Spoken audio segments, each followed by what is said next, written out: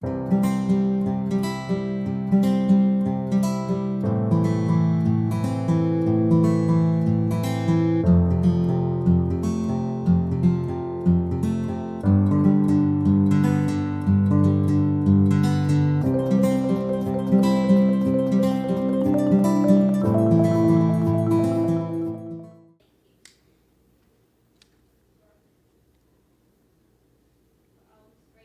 the music that you bring. Thank you for that.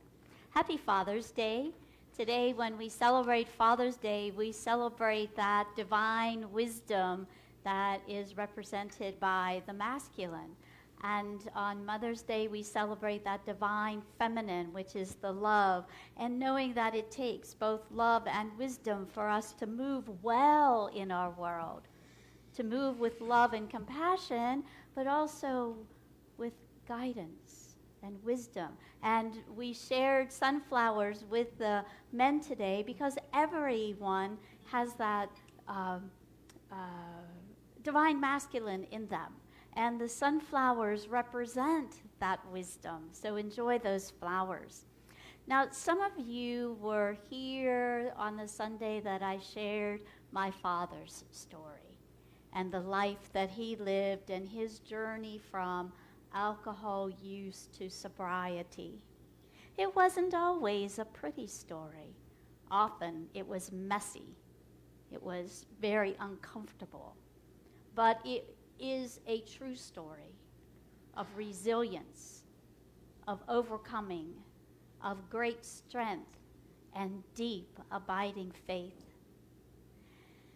I recall after years of working on forgiveness around my father, when that process was done, I had this great epiphany. And I knew I was done. Because at the end, when I thought of my father and the life that he lived, I felt so grateful. I felt grateful that he was willing to come into this world and to live the life that he did. And for me to saw a lot. I heard a lot and experienced a lot. And it was through that living that life journey that he lived, I got to see all of that. And in turn, I could make the same choices or I could make different choices. And he lived that out loud in front of me. So I made some different choices in life. And I'm grateful, so very grateful that he is my father. And I am very grateful to be his daughter. My father made his transition from this world back in 2011. But our story didn't end there. As I went through ministerial school and the years of doing the study, it was time for my official ordination. And I met with my mentor, and we chose a Sunday that she would be in Dallas and would work for all of us. So we went ahead and made our plans, and as I prepared my invitations, I looked at the date on the calendar, and the date that we had chosen was Father's Day. And as Buddy said a couple of weeks ago, there are no coincidences. So here I was being ordained on Father's Day with knowing that my father was present along with all the others. So it's remarkable how our interconnectedness is so far beyond just here. You know, we always say that our souls are eternal and we live this human form for a brief time. And in that eternity of our souls, we are still connected. You all know that. You have those experiences. So on this Father's Day, I celebrate that divine masculine that is in all beings and in all creation. So my father had a very special and interesting wisdom that he shared with very enthusiastically with my sisters and I have two sisters, one older, one younger. So how about you? Do you have wisdom that your father shared and imparted in you? Anyone that you would like to share? Anything at all? Character matters. Character matters. Oh boy, yes. Beautiful. Anyone else? Oh, don't let anyone else do your thinking for you. Oh, that's beautifully said too. I love that. Anyone else? Your word is your bond. Oh my gosh, in all of those things, there's such strength and intention and indeed wisdom. So one of the things that I remember very clearly that I heard when my father thought it was necessary to discipline me, and I thought it was necessary to question, which both the discipline and the questioning seemed to happen quite frequently, he would always reply, "Don't do as I do, but do as I say." Oh my gosh, that just infuriated me. It just really stirred a lot of upset and anger in me, and I promised myself that I would never, ever, ever use that line with my children. I hope I haven't. And as my father grew older and life changed for him, he was deep in his faith and living it very consistently every day. He would often say, "Oh, Karen, too soon old and too late smart." So much to my surprise, when I was going through all of his books and taking those books that I wanted to keep, there was a book called Too Soon Old, Too Late Smart, written by Dr. Gordon Livingston. So are you ready for a few pieces of wisdom from that book that my father had? The first one is this: if the map doesn't agree with the ground, well, then the map is wrong. The map doesn't agree with the ground. Now, I can't speak for any of you, but for myself, I say that, this life has been one surprise after another. I'm a planner by nature, and I think that I may have been born with a 5-year plan neatly folded in my hand. So you can remember the saying that if you want to make God laugh, tell God your plan. Well, I think God had some pretty big laughs over my plans. I can promise you that my life has had far more fulfilling and contentness and vibrancy and meaningfulness than the life that I planned. I didn't see much of life coming as it did, but I made my plans.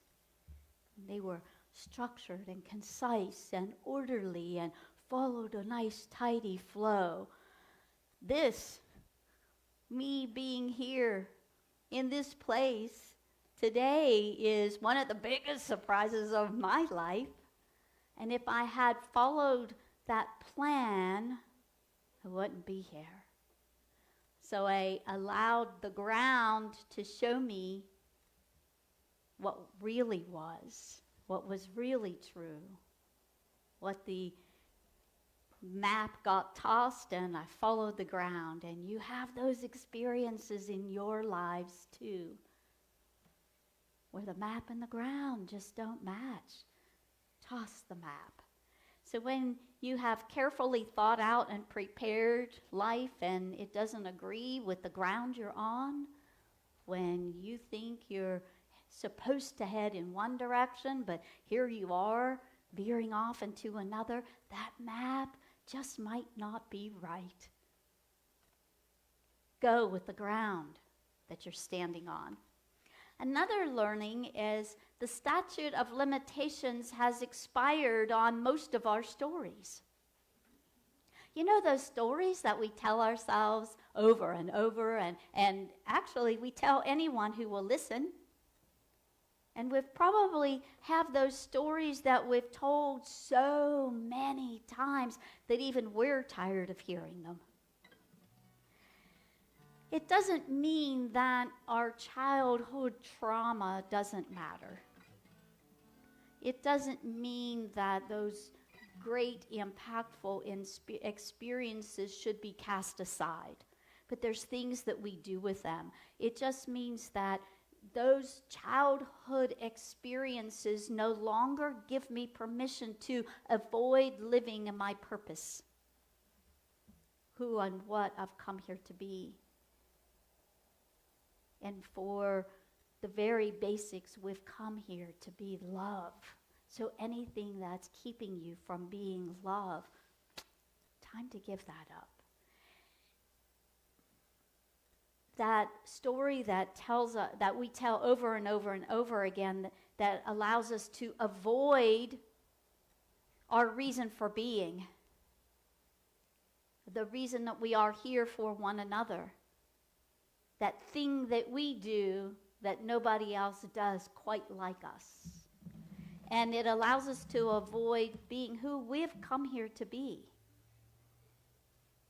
And is there a story that you've told your friends and your families over again and over again? I see a couple of heads nodding, yes. Perhaps it's time to change the story. The stories of our lives are constantly under construction because we're still living, we're still experiencing, we're still being, and that story is always changing. So how we become the person that we are meant to be, that person that is evolving and changing, we change the script depending on our perspective in any given moment. My perspective on Friday might be very different than my perspective this morning. So allow that story to change. Allow it to become something joyful, something enlivening, something inspiring, something that reflects your highest and true nature. And as we grow spiritually, emotionally, and just by virtue of growing older and the wisdom that we gain, our stories change. You know, they're constructed based on our family of origin. Oh my gosh, for years I had the story, you know, I'm in the middle of two girls. I always said I was the middle child and I had all the scars to prove it. Oh, woe is me. You know, they loved my older sister because she was first, and the younger sister because she was the baby, and here I was stuck in the middle. The difficult child, the problem child, the stubborn child. Oh my gosh, what silly stories those were. Our stories change, depend on our teachers, you know, when we're in school, in our learning environment. And then when we're out of school, who our teachers are, our wise teachers, impact our stories. And our spiritual and religious institutions change our story. In the spiritual and religious tradition of my youth, I was a sinner. In the tradition of my unity teachings, I am whole and perfect, just as I am, with that call of life to move forward and be more, go deeper and expand wider. Yes, always to become a bigger, different, better, more expression of the divine as me. But right here in this moment, I'm A-OK, and so are you. You're quite perfect in this moment. Now, in the next moment, you get to be more perfect. And tomorrow, even more perfect than that. And that's how we expand. And that's how we change our story.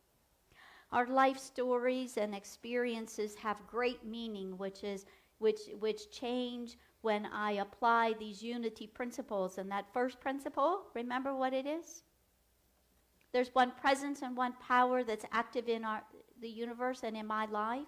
When I remember that that divine presence is in all things, when I'm joyful and happy, that divine presence is there in all of those experiences. And when I'm grieving and sad and suffering, that presence is suffering with me. Whew.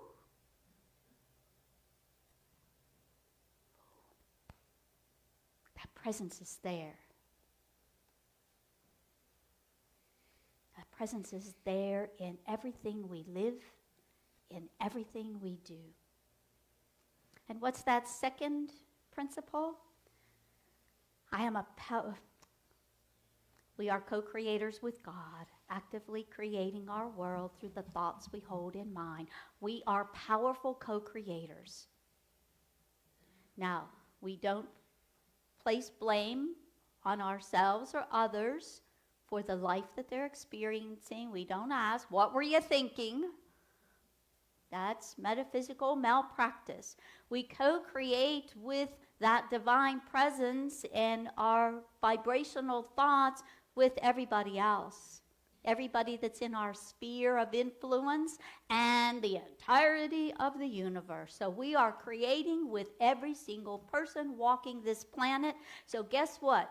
Our vibration impacts each other. So when there's a low vibrational frequency in the world, we experience that. So we don't create in isolation. We create with all beings. So we never punish ourselves, but we take responsibility for what we think. So when we catch ourselves thinking that, what some people say is stinking thinking, we catch ourselves and we shift it and we nurture it and we massage it into that high thinking of acceptance and understanding and wisdom and tolerance and love and peace and joy. We can have the ability to do that.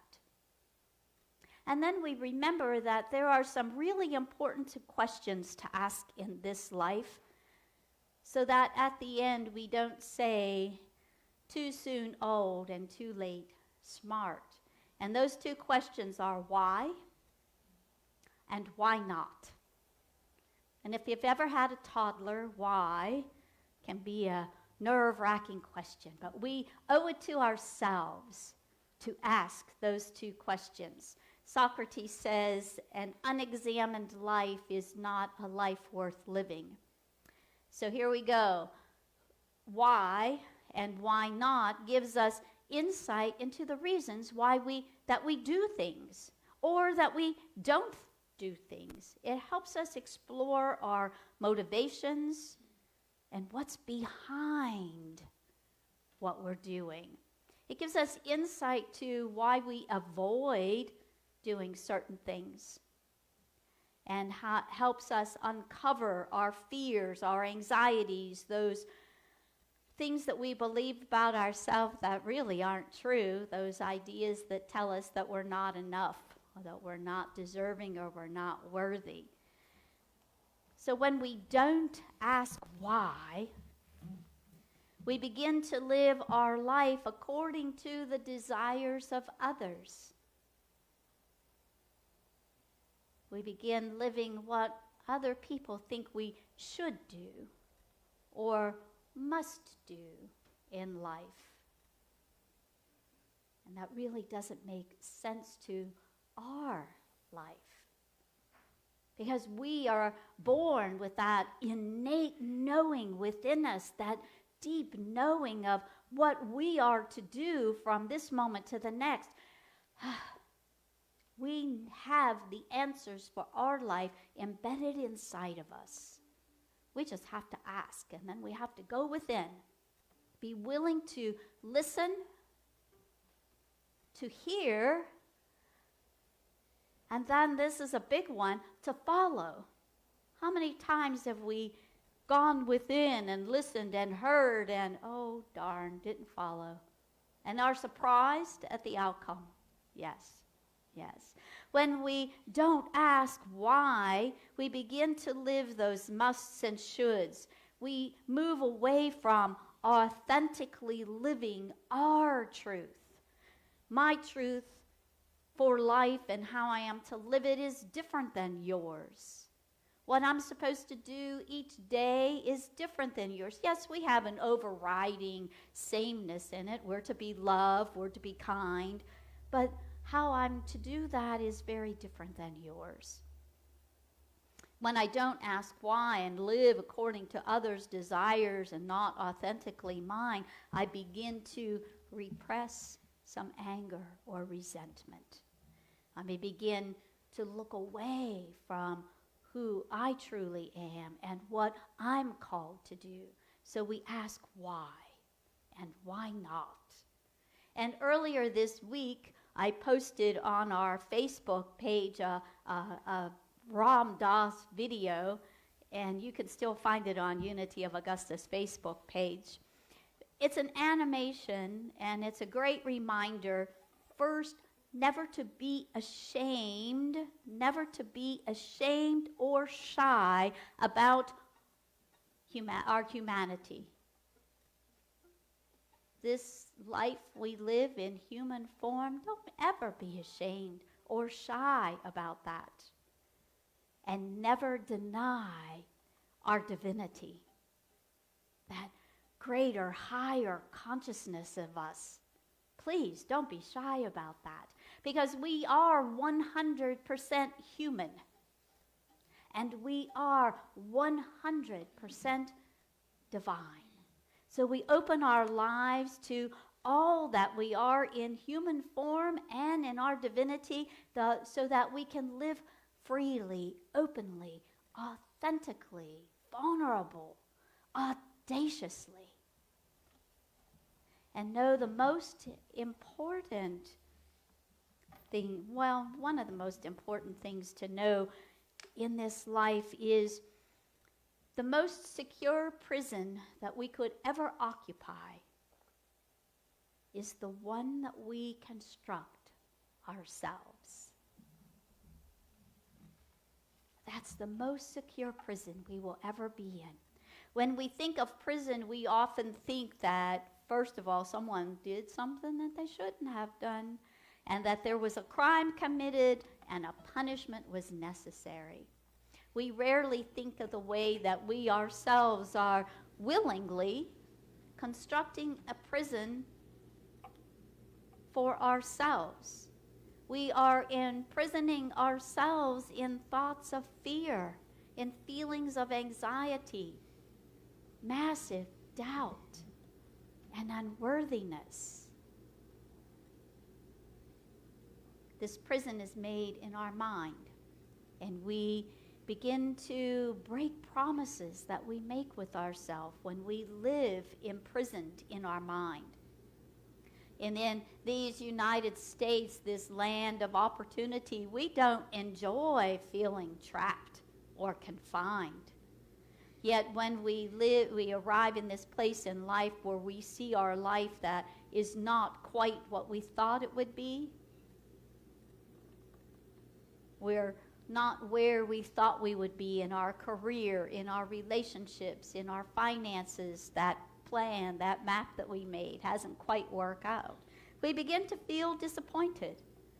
We might feel like a failure. We might feel frustrated, unless we remember that all who wander are not lost. When we think of life as a linear journey, if I do this and accomplish that and move in this direction, my life will be great. I don't know about you, but life has been more of a long and winding road. Yes, I see many heads shaking. Being willing to wander a bit, following that guidance of our inner knowing, our wisdom, our divine intuition, it can take us into many, many unplanned places. Life lived in the flow as Eric Butterworth would say, that beautiful flow of the universe, that flow that carries us along almost effortlessly, rather than according to a rigid plan, can hold many joyous surprises for us. I know that my life sure did. I suspect that there's places and spaces in your lives as well. I see all of your heads nodding that there's been wonderful surprises because you followed the flow. And here, as we're celebrating, we celebrate the Father, the wisdom in all of the universe. The wisdom that is given from the book, Too Soon Old, Too Late Smart. And as we celebrate that wisdom, it feels as though I would be neglectful, if not irresponsible, if I were not to speak of the wisdom of our ancestor fathers, the founders of our United States.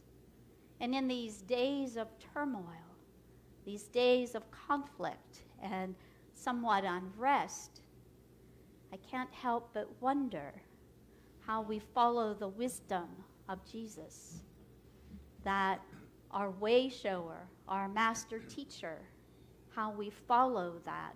So let us be guided by the wisdom of our teacher. Let us be guided by the wisdom of our unity principles as we look on the tapestry of our nation. We are diverse. So for me, there's a clear understanding that no human being is illegal. There are many people who are in our country who don't have certain papers. They don't have documentation like I might. For me, no one misses the mark, which some people call sin, because of who they love or how they express gender. For me, no one is cast out because of the way they pray or the source they honor or the culture they live or whatever shade of beautiful is their skin.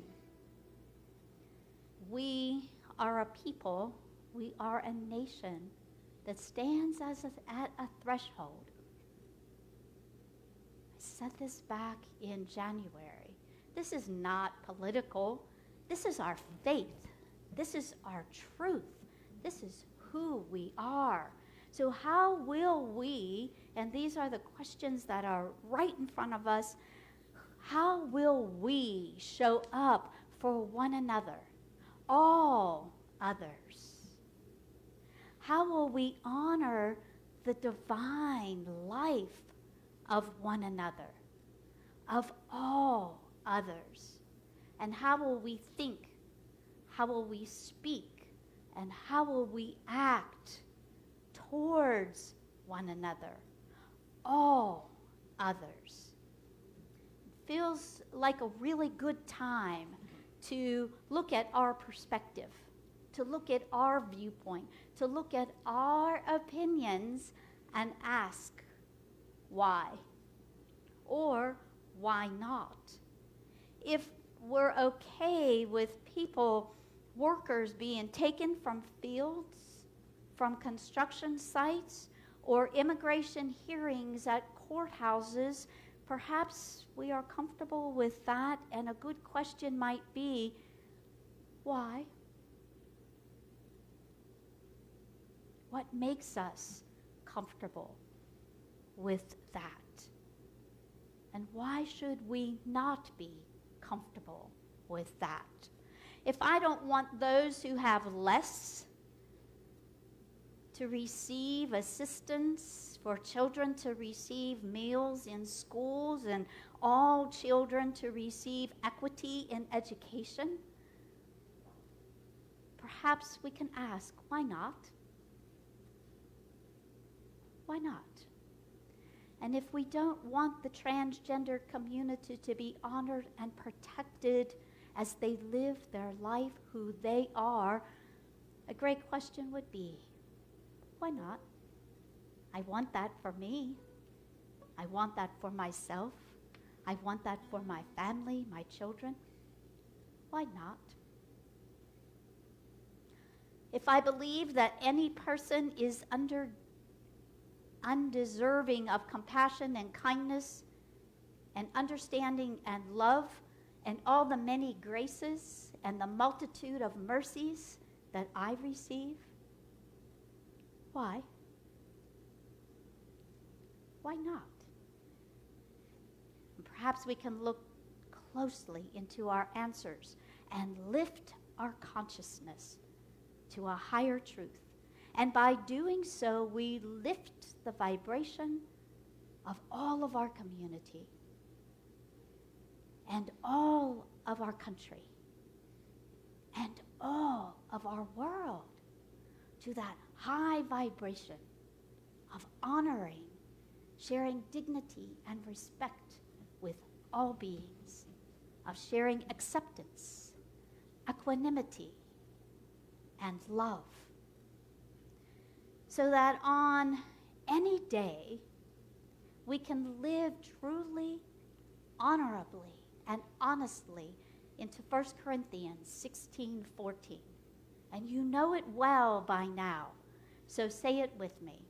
Let all you do be done in love. Namaste.